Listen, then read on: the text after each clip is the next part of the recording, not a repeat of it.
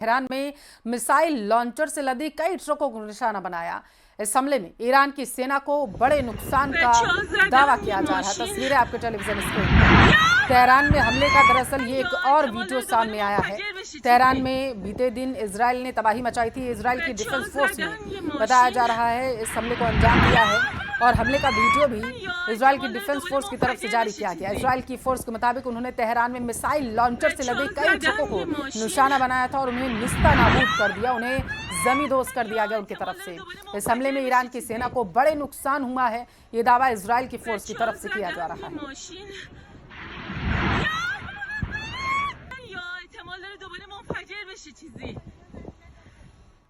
Israel और Iran युद्ध धीरे धीरे एटमी युद्ध की तरफ बढ़ने लगा है। नेतन्याहू की जिद और ईरान की बदले की कार्रवाई धीरे धीरे और ज्यादा उग्र होती जा रही है। हालांकि कुछ देश ऐसे भी हैं जो एटमी युद्ध की आशंका को टालने में लगे हैं, जिसे लेकर बैठकों का दौर भी जारी है, तो मध्यस्थता के जरिए संदेश भी भेजा जा रहा है।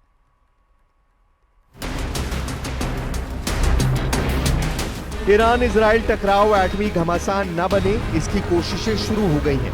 महाशक्तियां इस युद्ध को रोकने का मिशन ऑन कर चुकी हैं। प्रेसिडेंट पुतिन और प्रेसिडेंट ट्रंप भी दोनों देशों से समझौते की अपील कर चुके हैं। उधर तुर्की जैसे कुछ देश युद्ध में भी खलीफागिरी करने से बाज नहीं आ रहे। अर्दोआन ने अब तक 6 से ज्यादा देशों से संपर्क साधा है। उन्होंने पुतिन से भी युद्ध में दखल देने की अपील की है, जबकि रूस पहले ही साफ कर चुका है कि वो युद्ध समझौता करवाने के लिए तैयार है। क्रेमलिन ने पुतिन के प्रयासों की जानकारी भी साझा की है।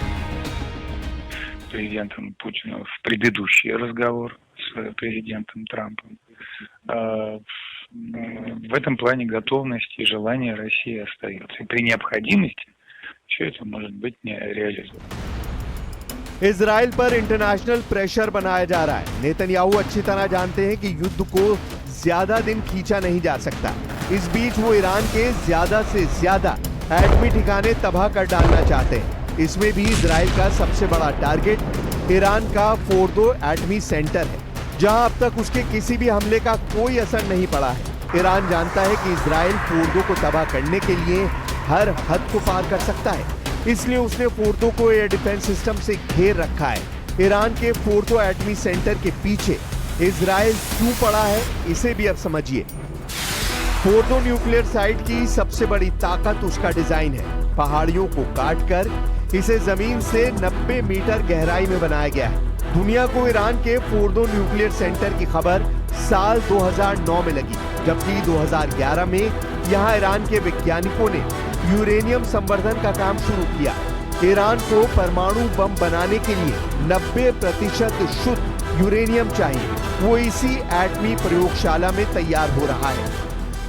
इजराइल ने अब तक जितने भी हथियार इस्तेमाल किए हैं, उसने फोर्डो एटमी सेंटर को 1 इंच का भी नुकसान नहीं हुआ है। इसकी पुष्टि IAEA चीफ राफेल ग्रोसी ने कर दी है। No damage has been seen at the site of the Fordo fuel enrichment plant or at the Condab heavy water reactor, which is under construction. Bushehr nuclear power plant has not been targeted or affected by the recent attacks, and neither has the Tehran research reactor. At the Isfahan nuclear site, 4 buildings were damaged in Friday's attack. आखिर Fordow की दीवार Israel भेद क्यों नहीं पाया? क्या Fordow की फौलादी दीवारें अभेद हैं? इजराइल के पास GBU-28 और GBU-31 जैसे बंकर बस्टर हैं, जो लगभग 6 से 10 मीटर गहराई तक कंक्रीट को भेद सकते हैं। लेकिन फोर्दो के एटमी सेंटर को तबाह करने के लिए 61 मीटर तक गहराई में धमाके करने वाले बंकर बस्टर की जरूरत है, जिसे सिर्फ अमेरिका का GBU-57 MOP ही अंजाम दे सकता है। अमेरिका अपने B-2 बम वर्षक से GBU-57 MOP बम को गिराकर फोर्दो को तबाह कर सकता है, मगर अमेरिका युद्ध में शामिल होने से बच रहा है। ट्रंप धमकियों से काम चला रहे हैं। ट्रंप चाहते हैं कि इजराइल के हमले से डरकर ईरान उनसे फौरन एटमी डील साइन कर ले, जिसके हालात फिलहाल तो बनते दिख नहीं रहे। ईरान जंग में डटा हुआ है, मजबूती से पलटवार भी कर रहा है। सुप्रीम लीडर अली खामनेई को चीन और रूस से पूरी मदद का भरोसा भी मिला है। मुस्लिम देशों ने भी ईरान का साथ देने का यकीन दिलाया है। हालांकि युद्ध हथियार और सेनाओं से जीते जाते हैं, जिसके मामले में इजराइल भारी पड़ रहा है। ईरान के दोस्त देशों ने अगर उसका साथ हथियार और मिलिट्री पावर से नहीं दिया तो इजराइल युद्ध को अपने अंदाज से जीतेगा।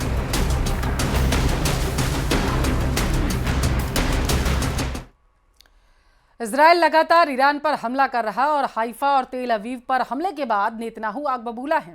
तो वहीं ईरान के सर्वोच्च नेता अली खामनेई ने कहा है कि ये जंग इजराइल ने शुरू की है, लेकिन इसे खत्म ईरान करेगा। कुछ ही देर में इजराइल को फिर से टारगेट बनाने की तैयारी शुरू हो गई है।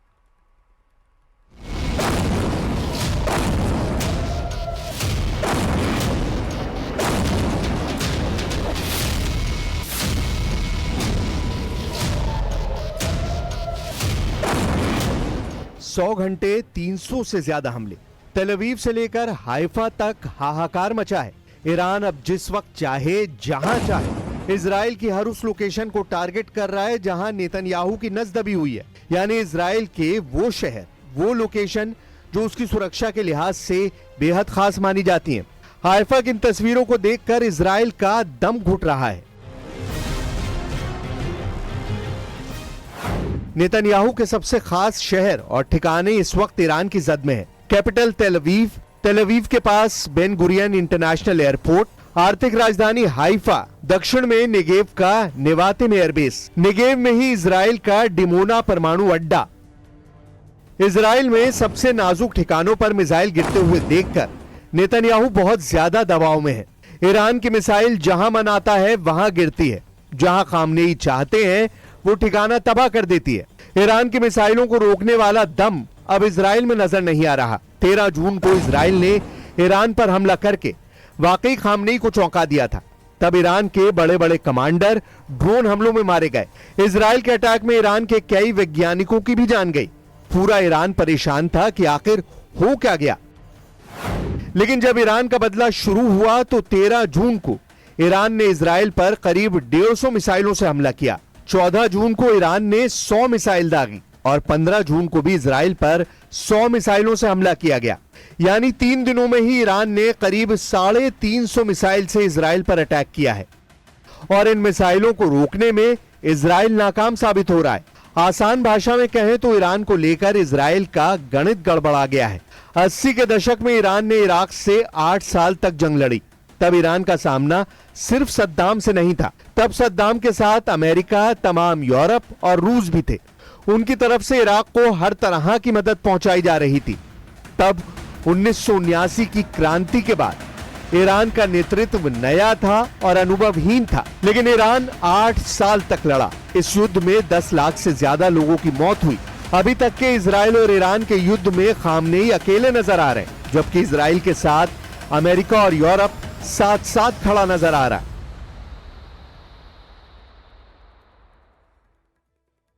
Well, I hope there's going to be a deal. I think it's time for a deal, and we'll see what happens. But sometimes they have to fight it out. But we're going to see what happens. I think there's a good chance there'll be a deal.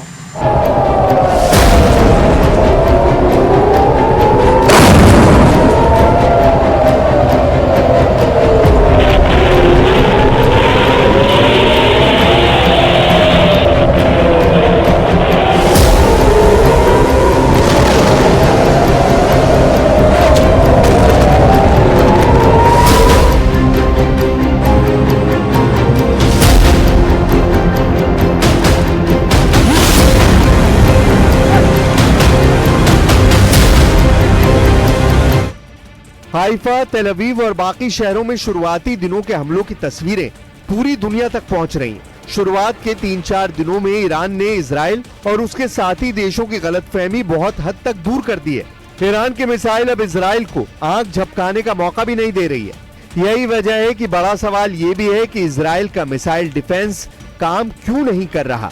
जिस Israel के पास दुनिया का सबसे बेहतरीन air और missile defence है, उसका strike rate Gaza में हमास और हिजबुल्लाह के खिलाफ 90% था, लेकिन ईरान की मिसाइलों के खिलाफ उसका स्ट्राइक रेट 60% भी नहीं रह गया है। पश्चिमी मीडिया की रिपोर्ट्स बता रही हैं कि अब इजराइल ईरान की हर 10 में से सिर्फ 6 मिसाइल ही रोक पा रहा है, यानी 4 से 5 मिसाइल इजराइल पर कहर बनकर टूट रही है। हाइफा और तेल अवीव का हाल देखकर साफ लग रहा है कि इजराइल के पास ईरान के खिलाफ कोई कारगर उपाय नहीं बचा है, क्योंकि जब ईरान की मिसाइल लॉन्च होती है तो वो अपने तय वक्त तेल अवीव या फिर हाइफा में पहुंचकर हमला जरूर करती है। इनको शुरुआती स्टेज में ही अगर रोक दिया जाए तो ठीक, नहीं तो एक बार इजराइल के ऊपर पहुंचने के बाद मामला 50-50 रह जाता है।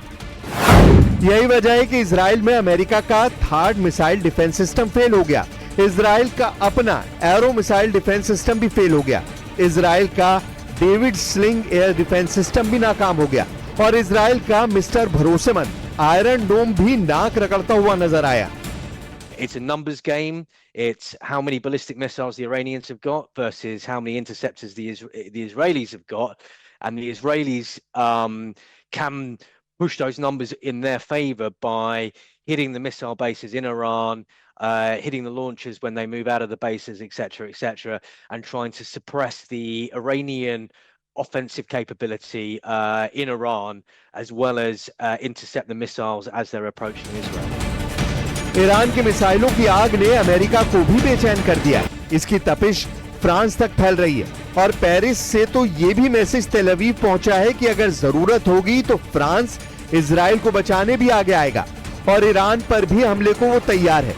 वैसे अभी तेल अवीव और हाइफा से इजराइल को बड़े झटके वाली खबर है। हाइफा में ईरान की मिसाइलों ने इजराइल के मिसाइल कारखानों को टारगेट किया है।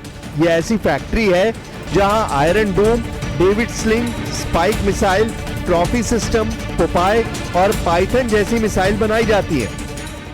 پاسخ ما به رژیم صهیونیستی دفاع مشروع طبق حقوق بین الملل، طبق عقل، طبق منطق انسانی است.